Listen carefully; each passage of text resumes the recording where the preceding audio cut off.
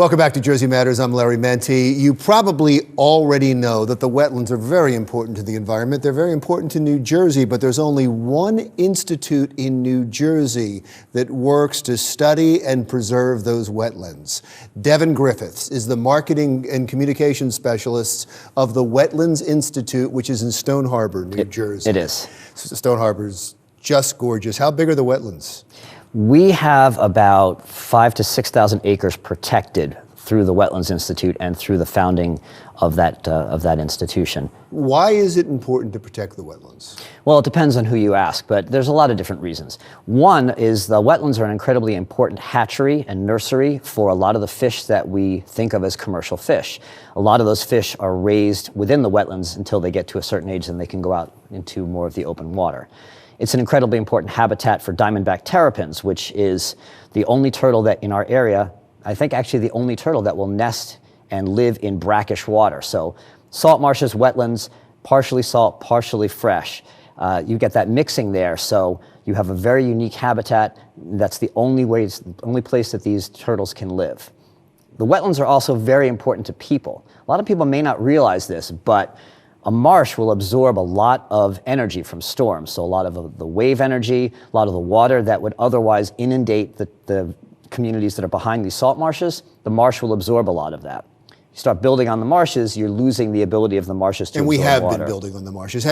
Was there a time when much of New Jersey was wetlands and that's gone away? There was. And if you look back in the 50s and the 60s, before a lot of South Jersey was built up, you had a lot of the barrier islands, a lot of the wetlands that were still there. That was one of the reasons why we were founded. Herbert Mills was executive director of the World Wildlife Fund. In 1969, he arranged for the purchase of 5,000 acres of salt marsh and the creation of the Wetlands Institute. So we've been there for a little over 50 years. And wow. And how do you stay alive? Who funds you? We are predominantly funded by donations. We have large donations, small donations, memberships, but we're an entirely private organization. We do some grant funding, but I would say 90% of our funding comes from donations from individuals and businesses. And I see you have programs too, where people can go and learn about the wetlands and learn about all of the animals there, including field trips. We do. We offer a variety of programs and a variety of events throughout the year. Our busiest season obviously would be spring through summer.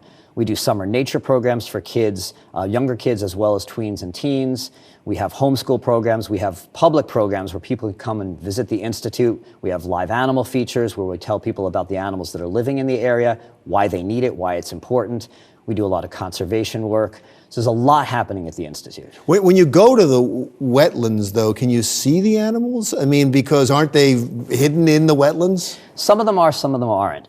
It's actually a great place to go if you're interested in birds, particularly during spring migration. Shorebirds come in there and they'll feed right off of the trails, right off of the paths. You get a lot of waterfowl in there. We have osprey platforms, about 10 or 11 of them in the marsh where you can come and watch the osprey. There's an osprey cam on one of the nests so people can watch the progression of the nest throughout the season, the eggs, the chicks, the whole thing.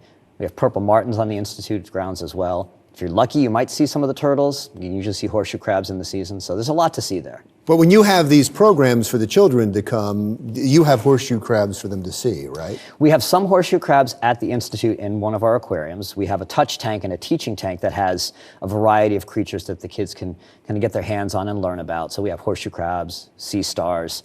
We do have some diamondback terrapins that, for a variety of reasons, are unreleasable, so we have them there. But we also do releases, where we take people out to the marsh. We'll take a diamondback terrapin and release it into the marsh. But everything is about, so you protect the animals. Everything's about importance and protection of the animals, even when the children are there handling Oh, yes. Them. Yeah, we have trained staff that are there on hand, making sure that the animals are cared for, that they're well protected, and that anyone who has questions, there's somebody knowledgeable that can tell them exactly why they're there. It sounds like a wonderful place, and I'm embarrassed because I go to South Jersey all the time, and I didn't know it, and I'd love to visit, but other people, I'm sure, are feeling the same way. How do they find out more about your place? Well, one of the easiest ways is through our website, which is wetlandsinstitute.org.